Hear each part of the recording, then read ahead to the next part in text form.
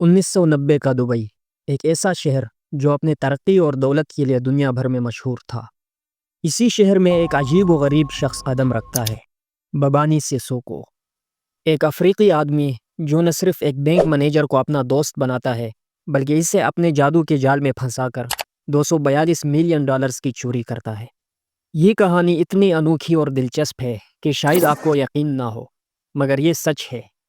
امریکی عدالتوں کے ریکارڈز، وکیلوں کی گواہیاں اور ٹھوس ثبوت بھی اس بات کی تصدیق کرتے ہیں۔ تو چلیے اس عجیب داستان پر ایک نظر ڈالتے ہیں۔ ببانی سیسوکو مالی سے آیا تھا، جو مغربی افریقہ میں ایک ملک ہے۔ دبئی میں سیسوکو اسلامک بینک کی مین برانچ میں داخل ہوتا ہے۔ وہ بار بار اصرار کرتا ہے کہ اسے لازمی بینک مینیجر محمد ایوب سے ہی ملنا ہے۔ سیکورٹی گارڈز اسے روکنے کی کوشش کرتے ہیں مگر سیسوکو ضد نہیں چھوڑتا اور آخر کار مینیجر سے ملاقات ہو ہی جاتی ہے۔ ملاقات کے دوران سیسوکو مینیجر سے ایک کار لون مانگتا ہے۔ مینیجر ایوب نے اس پر نظر ڈالی تو بظاہر وہ ایک اچھا بزنس مین لگ رہا تھا۔ سیسوکو نے بتایا کہ وہ مالی سے آیا ہے اور اس کے پاس کوئی دستاویزات نہیں ہے۔ حیرت کی بات یہ ہے کہ مینیجر نے بغیر کسی گارنٹی کے اسے کار لون منظور کر دیا۔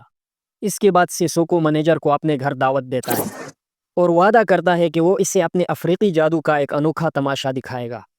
ایوب، جو اس وقت جادو اور جن کے قصوں سے متاثر ہوتا ہے، چند دنوں بعد سیسوکو کے گھر پر جاتا ہے۔ وہاں ایک اندھیرا کمرہ، دھواں اور عجیب و غریب منظر اس کا انتظار کر رہا تھا۔ سیسوکو مینیجر کو بتاتا ہے کہ وہ جنات کے ذریعے پیسہ دگنا کر سکتا ہے۔ ایک چھوٹی سی آزمائش کے لیے مینیجر ایوب نے چند درہم ٹیبل پر رکھ دیے اور اس کے بعد سیسوکو ایک ڈرامہ شروع کرتا ہے۔ شروعات موسیقی، دھواں اور عجیب و غریب آوازوں سے ہوتی ہے، پھر بجلی غائب ہو جاتی ہے اور اندھیرا چھا جاتا ہے۔ ایک شخص عجیب سی آواز میں چلا کر کہتا ہے کہ اس پر جن نے حملہ کیا ہے۔ یہ سیسوکو خود ہی تھا جو اپنے آواز کو تبدیل کر کے چلاتا ہے۔ مینیجر گھبراہٹ میں کمرے سے باہر نکلتا ہے۔ چند لمحوں بعد جب وہ کمرے میں واپس آتا ہے تو دیکھتا ہے کہ اس کا پیسہ دگنا ہو گیا ہے۔ یہ سب ایک دھوکہ تھا جو 1990 کی دہائی میں افریقی ممالک میں عام تھا۔ یہ ایک اسکیم تھا جس میں لالچ اور خوف کے ذریعے لوگوں کا یقین جیتا جاتا تھا۔ سیسوکو نے بینک مینیجر محمد ایوب کو جادو اور جن کے ڈرامے میں پھنسا دیا۔ ایک اندھیرے، دھواں بھرے کمرے میں عجیب آوازیں اور ناٹک سے بھرا ماحول بنایا گیا۔ یہ نفسیاتی کھیل سیسوکو نے بڑے صفائی کے ساتھ کھیلا اور یہ ناٹک 3 مرتبہ دہرایا گیا۔ اس کے بعد سیسوکو کے کہنے پر مینیجر بینک کے کروڑوں روپے اس کے اکاؤنٹ میں ٹرانسفر کرنا شروع کر دیتا ہے۔ 1995 سے لے کر 1998 تک مینیجر نے 183 ٹرانزیکشنز کی۔ اس کے ذریعے $242 ملین یا 6,727 کروڑ پاکستانی روپے سیسوکو کے اکاؤنٹس میں بھیج دیے گئے۔ نہ صرف دبئی میں بلکہ سیسوکو مختلف ممالک پر گھومتا، امریکہ، سوئٹزرلینڈ اور فرانس میں بھی اس کے اکاؤنٹس میں پیسے آتے۔ سیسوکو ایک انتہائی ہنرمند دھوکہ باز تھا جو لوگوں کے اعتماد کو جیتنے میں ماہر تھا۔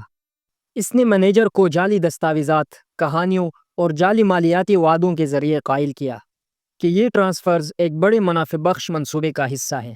مینیجر کو یہ لالچ دی گئی کہ اسے بھی اس منصوبے سے فائدہ ہوگا، جس کی وجہ سے اس نے سیسوکو کے دعووں پر شک نہیں کیا۔ اس کے بعد سیسوکو بھاری دولت کے ساتھ اپنے ملک مالی واپس جاتا ہے۔ اپنے گاؤں ڈیبیا میں وہ لوگوں پر پیسے لٹاتا ہے، نئے پروجیکٹس شروع کرتا ہے اور لوگ اسے باسور یعنی باپ کے نام سے یاد کرتے ہیں۔ اس کے بعد 1996 میں سیسوکو نیو یارک پہنچتا ہے اور سٹی بینک میں ایک اکاؤنٹ کھولتا ہے۔ وہاں اس کی شادی ایک بینک امپلائی سے ہوتی ہے جو اسے بڑے ٹرانسفرز میں مدد کرتی ہے۔ سیسوکو کی زندگی اب شاہی بن جاتی ہے۔ وہ مہنگی لگژری گاڑیاں، بڑے گھر اور سونے کے زیورات کے ساتھ کھیلتا ہے۔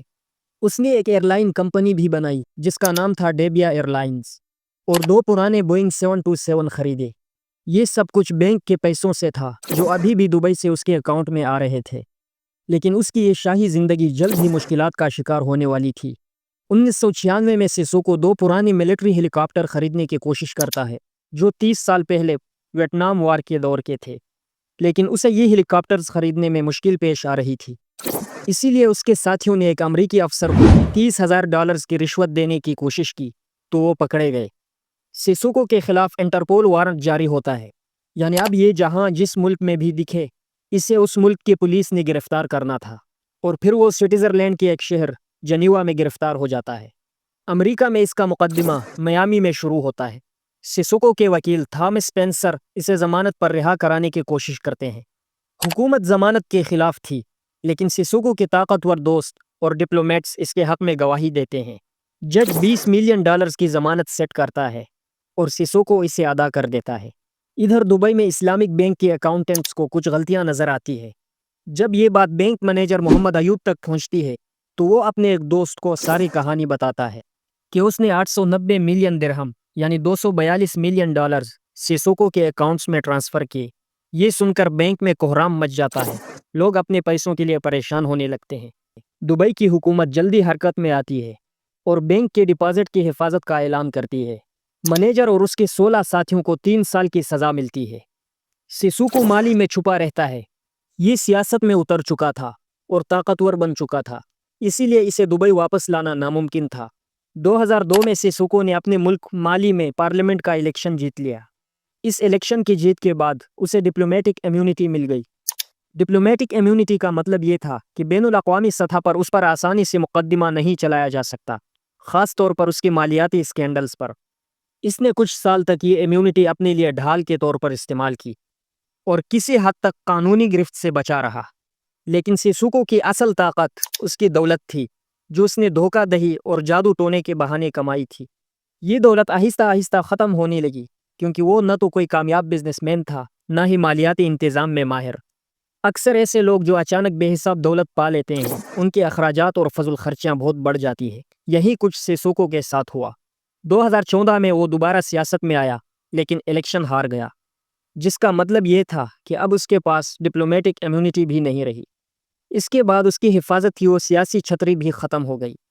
2018 में एक BBC रिपोर्टर ने इसे अपने गांव डेबिया में तलाश किया। वहां वो एक आम और गुर्बतज़दा ज़िंदगी गुजार रहा था। सिसोको ने साफ अल्फाज में कहा कि मेरी सारी दौलत ख़त्म हो चुकी है। ये मंजर इंतहाई अजीब था। एक ऐसा शख्स जिसने अरबों डॉलर हथियाए थे, आखिरकार अपनी ज़िंदगी के आखिरी सालों में गुर्बत का शिकार हो गया। 2021 में सिसोको की मौत हुई। इसके मौत के साथ ही वो कहानी ख़त्म हो गई, जिसने बैनुल अक़वामी सतह पर कई साल तक मालियाती, सियासी और जादुई स्कैंडल की सूरत में लोगों को चौंका दिया था।